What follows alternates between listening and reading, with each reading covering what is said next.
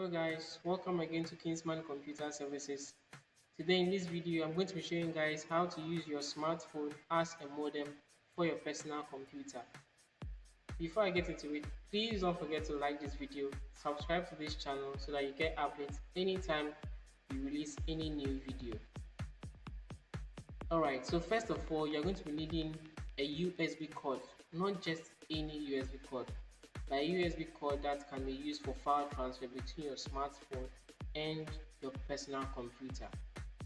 So first off, we are going to connect our USB cord to our smart device.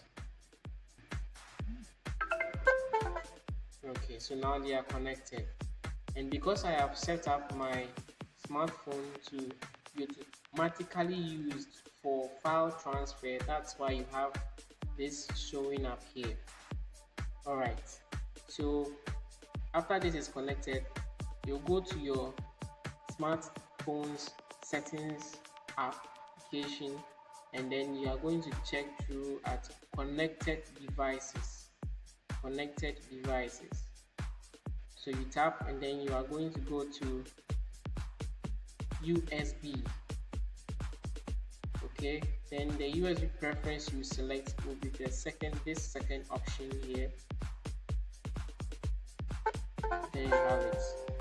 So now your device is ready to be used as a modem.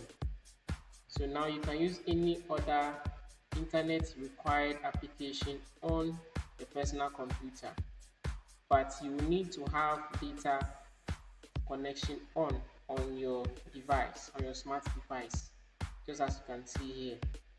If you do not have data, this will not work for your PC. Alright, hope this video will be very helpful for you watching.